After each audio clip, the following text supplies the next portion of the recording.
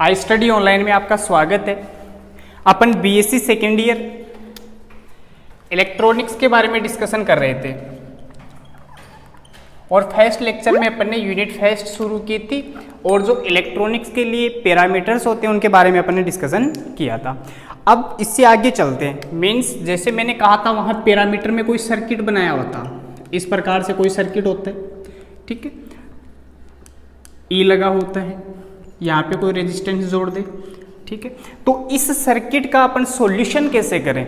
Means अगला अपने को कह दे कि this is resistance R but we take resistance R is equivalent to Z. क्या बोलेंगे जी? जेड को प्रतिबाधा। बताया था दो प्रकार की होती है, एक तो होती है रेखीय और दूसरी होती है द्विपार्श्विक।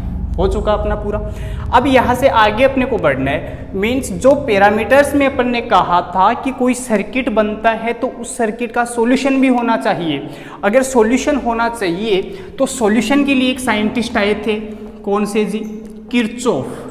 मीन्स किरचॉफ एक साइंटिस्ट आए थे और उन्होंने इस प्रकार के सर्किट का एनालिसिस करने के लिए नियम दिए थे, ठीक है। मीन्स अपना टॉपिक क्या होगा? किरचॉफ के नियम। समझना ध्यान से, बहुत अच्छे से पढ़ेंगे हर एक पॉइंट।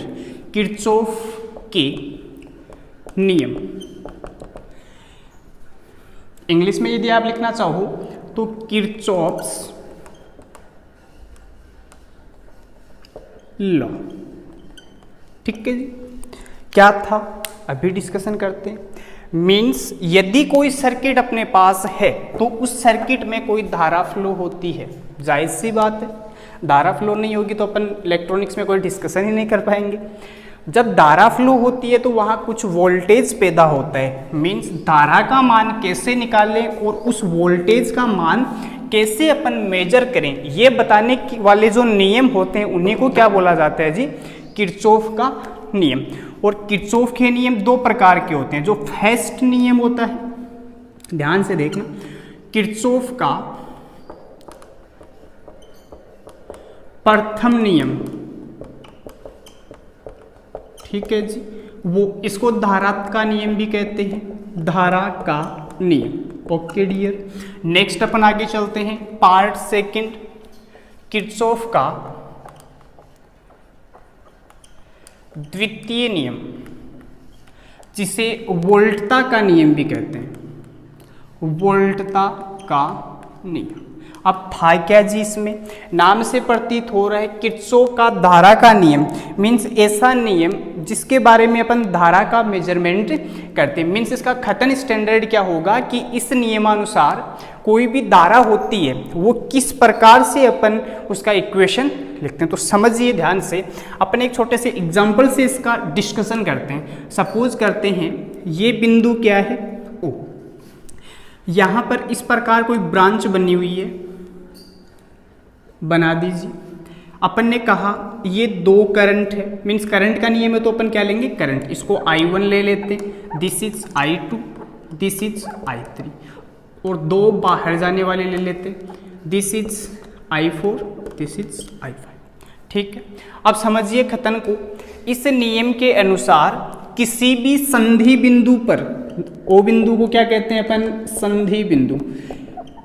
फर्स्ट नियम या धारा के नियमानुसार किसी भी संधि बिंदु पर आने वाली धारा आ भी रही है जी, और जाने वाली धारा का जो बीजगणितीय योग होता है, मीन्स धारा आई का कैसा योग? बीजगणितीय योग कितना होता है जी? 0 होता है। मीन्स अपन इसको मैथमेटिक्स में लिखना चाहिए तो ऐसे लिख सकते हैं, समीशन आई किसके बराबर जी? 0। समझ आया पहला नियम। अब देखिए कई बार आप दिमाग लगाते हो कि सर आपने ये डायग्राम बनाया, इसमें 3 करंट आ रही है, 2 करंट जा रही है, आपने ऐसा क्यों नहीं बनाया? सुनिए थोड़ा सा, आपने ऐसा क्यों नहीं बनाया कि सारी की सारी करंट इस बिंदु पर आए या फिर सारी की सारी करंट इस बिंदु से जाए? ऐसा डायग्राम तो नहीं बनाया। तो ये कभी भी पॉसिबल नहीं हो पाता है क्योंकि धारा होती है, ठीक है, उसमें आवेशों का संरक्षण होता है। जब धारा फ्लो होती है तो आवेश का संरक्षण होता है। इसका मतलब क्या है कि सारी की सारी धारा है वो यहाँ आ नहीं सकती और पूरी की पूरी धारा इस बिंदु से जा नहीं सकती। मीनिंग क्या है, यदि कुछ धारा यहाँ पे आ रही है, फेस्ट नियम की बात कर रहे हैं, ठीक है ना, यदि कुछ धारा यहाँ पे बिंदु O पे आ रही है तो कुछ धारा यहाँ से बाहर जानी चाहिए। ठीक है, समझ आया? ये आपके दिमाग में कंफ्यूजन पॉइंट रहता है। तो एक टॉपिक और मिल गया आपको, एक पॉइंट और मिल गया। किरचॉफ का जो प्रथम नियम होता है वो किस संरक्षण पर आधारित होता है जी? आवेश के संरक्षण पर आधारित होता है। मीन्स चार्ज कंजर्वेशन के ऊपर ये निर्भर करता है। या फिर आप बोल सकते हो कि धारा का नियम होता है उसमें आवेश कैसा रहता है? संरक्षित रहता है। आगे बात समझ में? ओके, कोई दिक्कत नहीं। फिर देखिएगा, यहाँ पर धारा आ रही है और यहाँ पर धारा जा रही है।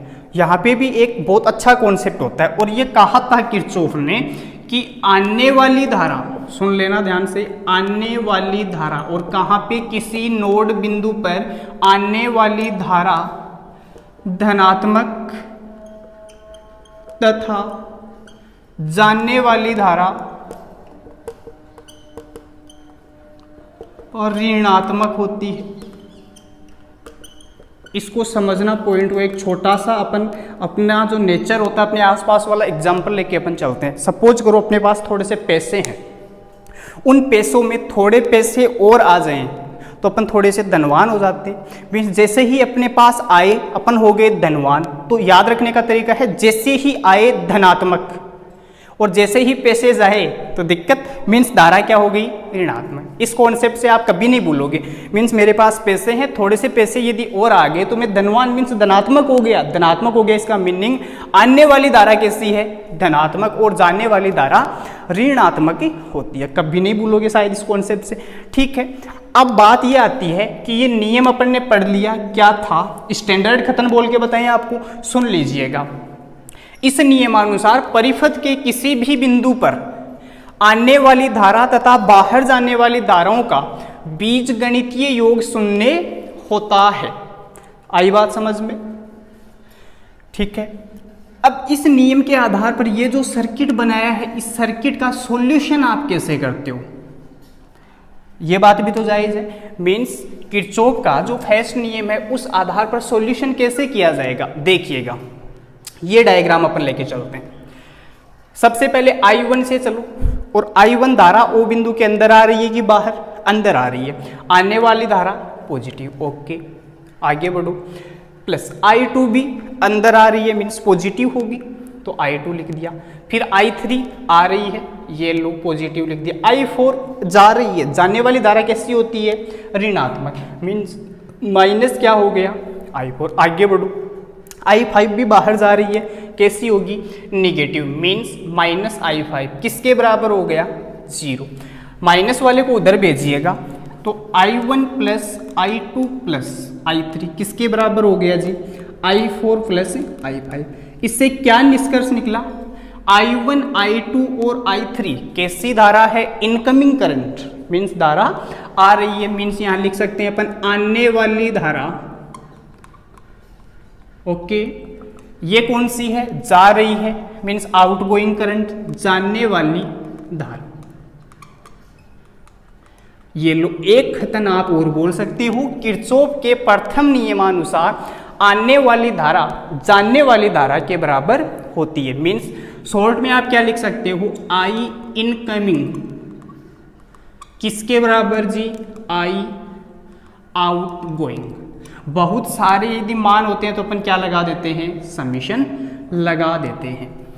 ठीक है, अब समीशन को कैसे सॉल्यूशन करोगे यहाँ थोड़ा सा करके बता देते हैं। जैसे कहाँ पे लिखा है समीशन आई, और आई की वैल्यू अगला कह रहा है 1 से कहाँ तक है? 3 तक। तो इसके सॉल्यूशन का तरीका क्या होता है? पहले 1 रख दीजिए, I1, इसका मतलब होता है प्लस, फिर 2 रख दीजिए, फिर क्या आएगा? प्लस, फिर क्या रख दीजिए? 3। समझ आई बात? इसकी मदद से किरचॉफ का जो पहला नियम होता है इसकी मदद से अपन सॉल्यूशन करेंगे। अपना जो चैप्टर होगा, मीन्स अपन आगे बढ़ेंगे, ये तो बेसिक्स है, आगे बढ़ेंगे तो इसकी मदद से अपन काफ़ी सारे एग्जांपल्स करेंगे। अपन ने पढ़ लिया नियम क्या था, डायग्राम से कैसे डिस्कशन आवेश का संरक्षण, आने वाली धनात्मक, जाने वाली धनात्मक, क्या निष्कर्ष निकला? आने वाली धारा किसके बराबर जी? जाने वाली धारा। यदि इस प्रकार का डायग्राम है तो नॉर्मल डेरिवेशन कैसे करोगे? इस प्रकार से। इंपॉर्टेंट फैक्ट क्या था? मेरे पास पेज से आएगा तो मैं धनात्मक हो जाऊंगा, मीन्स आने वाली धनात्मक होगी। Rule first is completed. Kirchhoff का पहला नियम यही था, इसके बाहर कोई भी पॉइंट आपको नहीं मिलेगा। चलिए अब अपन डिस्कशन किसका करते हैं? सेकंड वाले का।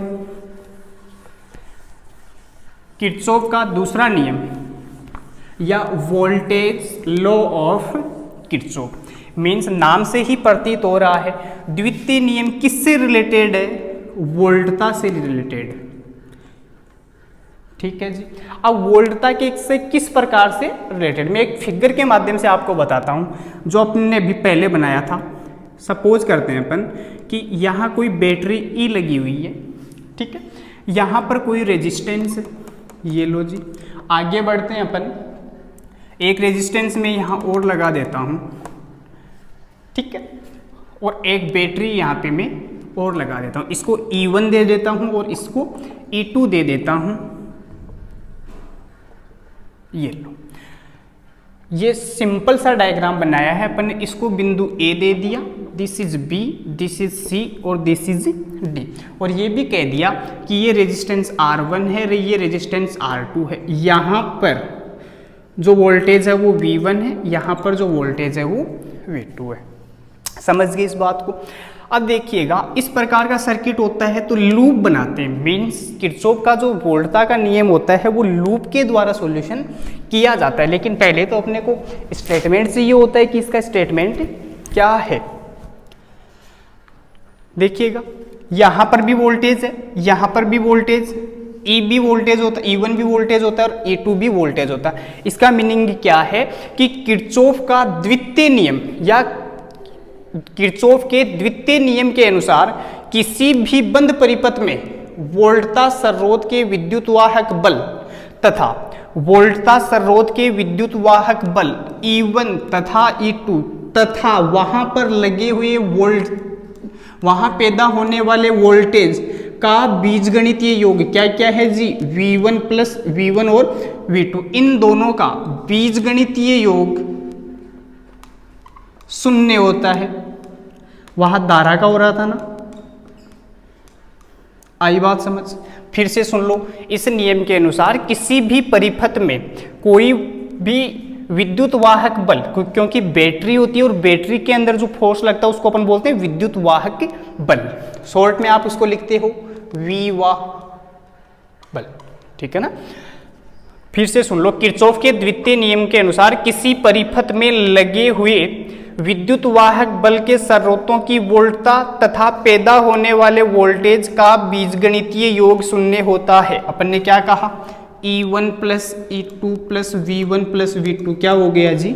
0। एक्चुअल में अपन जब इसका सॉल्यूशन करेंगे तो अपने पास ये निकल के नहीं आएगा। उसके लिए क्या कॉन्सेप्ट होगा, समझना इस बात को। स्टेटमेंट ठीक है, कोई गलती नहीं है, स्टेटमेंट के आधार पर लिखा हुआ है वो भी सही है, लेकिन एक माइनर सा डिफरेंस होता है, तो कभी आप ये नहीं लिखोगे। वो गलती सीखिए आप जहां आप गलती कर दो। इस पे आइए, यहां पर मैंने क्या बनाया जी? कोई लूप बनाया। तो मैं एक आपको स्टैंडर्ड स्टेटमेंट बताता हूं कि जैसे ही अपन किसी पथ में चलते हैं और उस पथ में बैटरी लगी होती है, मीन्स उसका विद्युत वाहक बल E लगा हुआ होता है, तो जैसे ही इधर से चलते हैं और बैटरी का पहला जो सिरा आता है, मीन्स बैटरी के दो सिरे होंगे, एक प्लस होगा दूसरा माइनस, इधर से चले और यदि पहले प्लस सिरा आ गया तो वहां आने वाला E क्या होगा? प्लस E होगा। ओके, नेक्स्ट आओ, वापस यदि अपन इसी लूप पे चल रहे हैं और पहले आने वाला पहले आए चाहे बाद में आए, ठीक है ना, मीन्स आने वाला सिरा यदि कैसा हो? नेगेटिव, तब उसका मान क्या होता है? Minus E। कॉन्सेप्ट समझ में आया? फिर से सुनिएगा, यदि किसी भी परिपथ में अपन लूप बनाए तो लूप बनाने में यदि वोल्ट बैटरी का प्लस सिरा पहले आता है तो प्लस E लेते हैं, E1 हो E2 हो वो बात अलग। उसी प्रकार यदि माइनस सिरा पहले आने पर अपन क्या लेते हैं, माइनस ई लेते हैं। आगे बात समझ। इस पे आओ, अब मैंने लूप बनाया, यहां से मैं चला, ठीक है, और जब भी दो बैटरी लगी हुई होती है तो एक बैटरी के ऊपर से आप चला करो, यहां से चलिए, यहां वोल्टेज कितना है V1, कोई दिक्कत नहीं है, ये लो V1, फिर प्लस लगाना है, आगे बढ़ो, वोल्टेज कितना V2, ओके V2, फिर आगे बढ़ो, बैटरी आ गई, और बैटरी का बड़े वाला सिरा कैसा होता है प्लस, छोटे वाला सिरा कैसा होता है माइनस। करंट किधर फ्लो होती है, माइनस से प्लस की ओर। तो यहाँ इस सर्किट में करंट कौन डिसाइड करेगा वो भी आपको आगे बताएंगे, सुनिएगा पहले आप। इधर से चले अपन, V1 आया, फिर क्या आया V2 आया, फिर E2 आया, लेकिन E2 का कौन सा सिरा पहले आया है, प्लस सिरा। उसी प्रकार ये प्लस होगा और ये माइनस, मीन्स बड़े वाला जो सिरा होता है वो प्लस और छोटे वाला सिरा माइनस।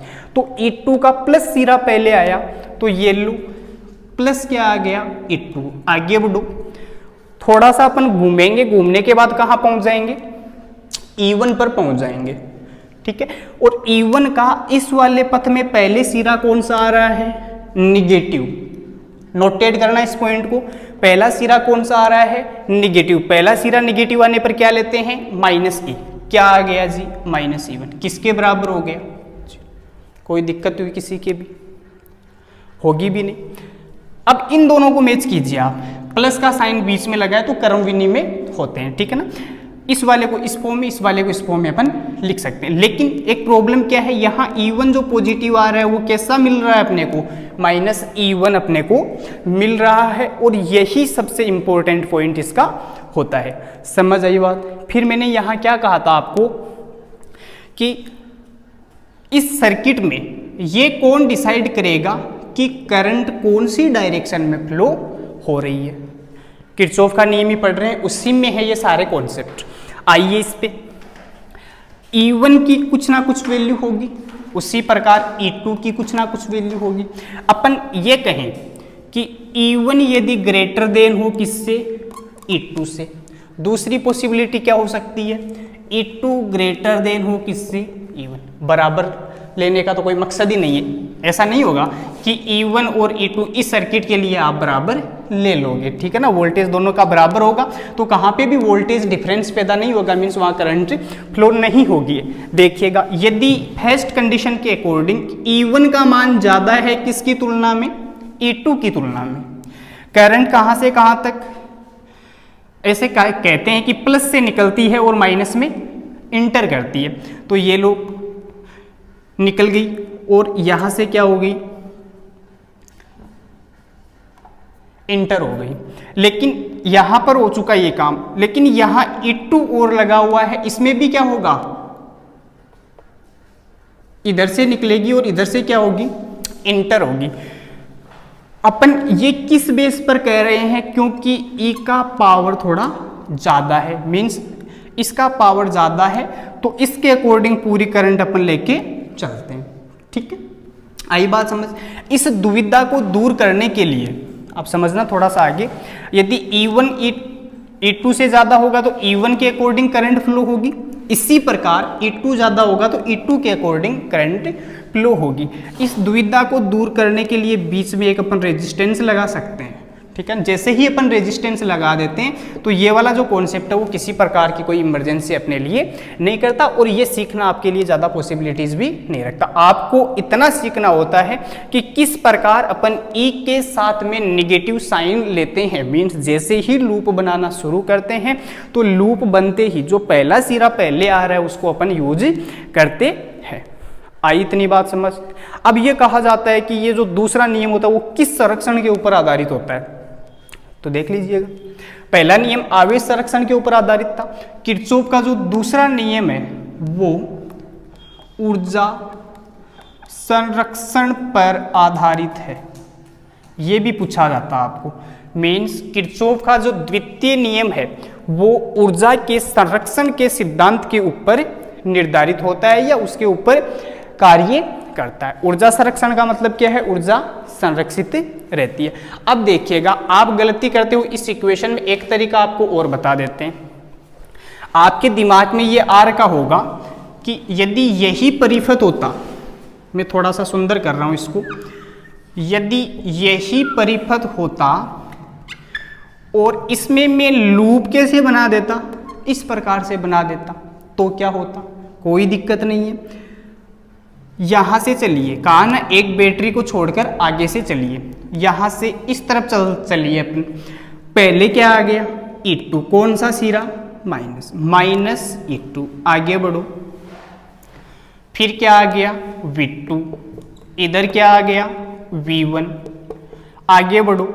इस लूप के अकॉर्डिंग बढ़ेंगे तो कौन सा सिरा पहले आ गया, प्लस सिरा पहले आ गया, मीन्स प्लस क्या हो गया, E1, किसके बराबर हो गया जी, 0 के बराबर। अब जब आप कभी भी सर्किट का एनालिसिस करो तो इन इक्वेशंस को देखो तो थोड़ा सा आपको ये लग रहा होगा कि यहाँ E1 माइनस है, यहाँ E2 माइनस है, लेकिन जब सर्किट का आप एनालिसिस करते हो तो वहाँ एक आप अपनी सावधानी के लिए, जब दो सर्किट हो, मीन्स इस प्रकार से कोई सर्किट हो तो उनमें लूप एक ही डायरेक्शन में जब आप लेते हो तो इसका ज़्यादा फर्क नहीं पड़ता, मीन्स रिजल्ट वही आता है जो इसके माध्यम से आता है। ये कन्फ्यूजन भी आपका दूर हुआ, यहाँ तक अच्छे से समझ आ रहा है। अब एक होता है वोल्टेज ड्रॉप, जब भी किरचॉफ का नियम आता है तो वहां अपन पढ़ते हैं कि वोल्टेज में ड्रॉप किस प्रकार से हो रहा है। सारी जो लैंग्वेज थी आपको बता दी, फिर से मैं एक बार रिवाइज कर रहा हूं। यदि वोल्टा का बीजगणितीय योग शून्य हो जाता है तो उसको क्या कहते हैं, किरचॉफ का द्वितीय नियम या फिर वोल्टा का नियम। आगे बात समझ में, डायग्राम अपन ने ये बनाया है, इसके अकॉर्डिंग सॉल्यूशन करके इक्वेशन ये निकाले। दूसरी खास बात क्या है, किरचॉफ का जो नियम होता है वो ऊर्जा संरक्षण के नियम के ऊपर आधारित होता है। कौन सा नियम, द्वितीय नियम।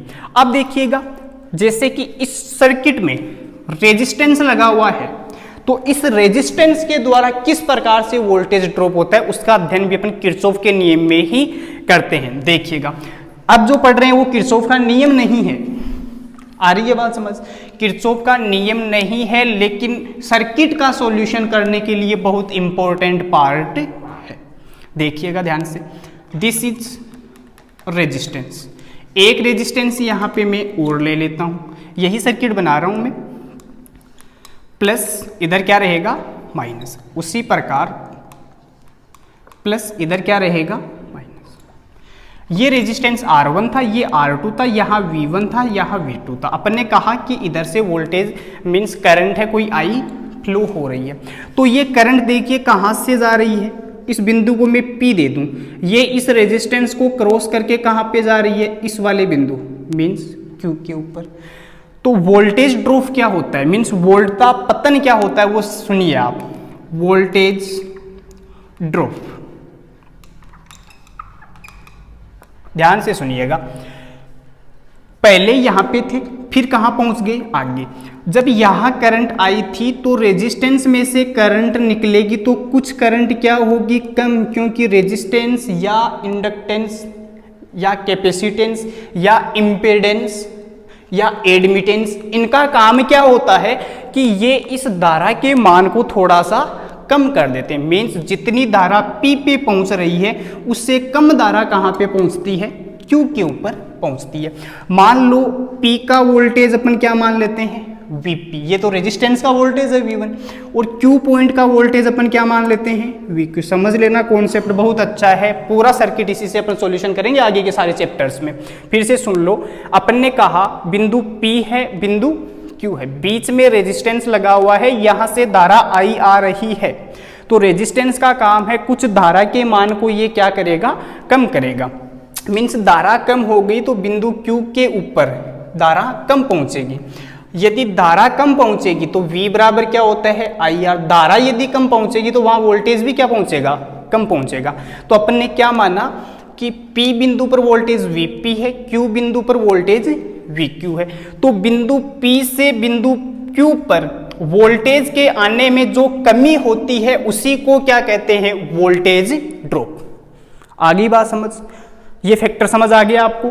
देखिए, वोल्टेज ड्रॉप को मान लो मैं VD से डिनोट करूं तो क्या होगा, voltage at point P minus voltage at point Q। अब ऐसा नहीं है कि यहां पे लगा दिया तो यहां अप्लीकेबल नहीं होगा। आगे देखिए, ये Q हो, ये क्या हो, R। तो इस वाले रेजिस्टेंस पर यदि आपको वोल्टेज ड्रॉप निकालना है तो बताइए आप खुद से क्या होगा, आगे वाला मीन्स पहले क्या आएगा, जहां करंट इंटर हो रही है वो वाला सिरा आएगा। मीन्स क्या है, ये अपन ने किसके लिए निकाला है, VD फेस्ट रेजिस्टेंस के लिए निकाला, R1 के लिए। अब अपन निकालते हैं R2 के लिए। VD क्या हो जाएगा, VQ minus VR, VQ minus क्या हो गया, VR। ये जो नियम होता है इसी को क्या कहते हैं, वोल्टेज ड्रॉप का नियम अपन कहते हैं, ठीक है ना। अब देखिएगा इसका सॉल्यूशन आप कैसे करते हो, मैं एक छोटा सा एग्जांपल देके बता देता हूं आपको ये कहा जाए कि ये एक छोटा सा सर्किट है,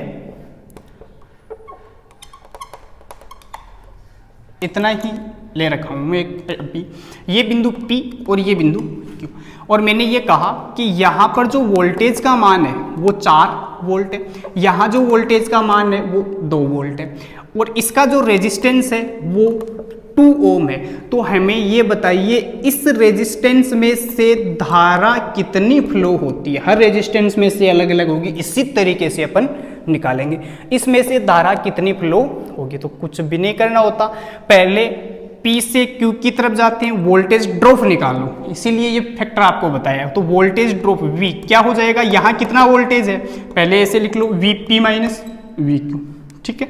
V इक्वल P पॉइंट पे वोल्टेज 4 वोल्ट माइनस Q पे वोल्टेज 2, कितना मिला अपने को 2, मीन्स वोल्टेज कितना आ गया जी 2 वोल्ट। रेजिस्टेंस अगले ने दे रखा है 2 ओम, तो आपको I पूछी है तो ओम का नियम लगा दीजिए, V बराबर क्या होता है IR। करंट I अपने को पूछी है तो V अपॉन R, V की जगह 2, R की जगह 2, 2 1, मीन्स I कितनी फ्लो होगी, 1 एम्पियर फ्लो होगी। समझ आई कैसे किसी भी ब्रांच में से करंट निकालते हैं तो उसमें अहम रोल किसका होता है, वोल्टेज ड्रॉप का होता है, ठीक है जी। मैं यहाँ आपको कह दूं ये 6 है, ये 4 है, और ये वापस कितना है 2 ओम। तो आप हमें बताइए इस R2 के एक्रॉस कितनी करंट होगी, क्या पूछा है मैंने आपको। मैं यहाँ बना देता हूँ फिर से ये डायग्राम, इसमें शायद आपको थोड़ा ठीक नहीं दिखाई दे रहा। यहाँ पे पॉइंट Q है, यहाँ पे पॉइंट R है, ये पॉइंट R, यहाँ वोल्टेज VQ, यहाँ वोल्टेज VR। आपको दे रखा है कि यहाँ जो वोल्टेज है वो 6 है, इस पॉइंट पे वोल्टेज 4 है, और यहाँ पर जो रेजिस्टेंस है वो वापस कितना दे दिया आपको, 2 ओम दे दिया। तो इस वाली ब्रांच से धारा बताइए, तो इजीली कर सकते हो, voltage drop Q minus R, तो 6 माइनस 4, वोल्टेज कितना आ गया 2 वोल्ट, R कितना है 2 ओम, V बराबर IR। आपको क्या पूछा है I, V बट्टा क्या हो गया जी R, I इक्वल V कितना 2, R कितना 2, 2 1, मीन्स वापस I कितनी मिल गई आपको 1 एम्पियर मिल गई। लेकिन ऐसा पॉसिबल नहीं है कि यहाँ रेजिस्टेंस है, यहाँ 1 एम्पियर मिल रही है तो इससे आगे क्या मिल रही है आपको 1 एम्पियर, क्योंकि कुछ तो वहाँ पे धारा क्या होगी कम। ये क्यों मिली अपने को, क्योंकि अपने को रैंडम ब्रांच ली, इसके इधर अपने कोई ब्रांच नहीं जोड़ी। तो आज की क्लास में अपने डिस्कशन किया है किरचॉफ का नियम, हर एक फैक्ट, हर एक इंपॉर्टेंट पॉइंट लेके चले हैं, कैसे किसी धारा के द्वारा बनने वाला जो सर्किट है उसका सॉल्यूशन करते हैं, और कैसे अपन इलेक्ट्रिक अवयव जैसे E, R और V का सॉल्यूशन करते हैं। इतना अपन ने पढ़ा है। नेक्स्ट क्लास में कंटिन्यू रहेगा ये पेपर अपना, ठीक है। यदि आप वीडियोस देख रहे हैं तो इनको लाइक कीजिए, शेयर कीजिए, सब्सक्राइब कीजिए, क्योंकि आपके ज़्यादा से ज़्यादा लाइक ही है जो आपको इससे भी अच्छे वीडियो हमें बनाने के लिए मोटिवेट करते हैं। Thank you.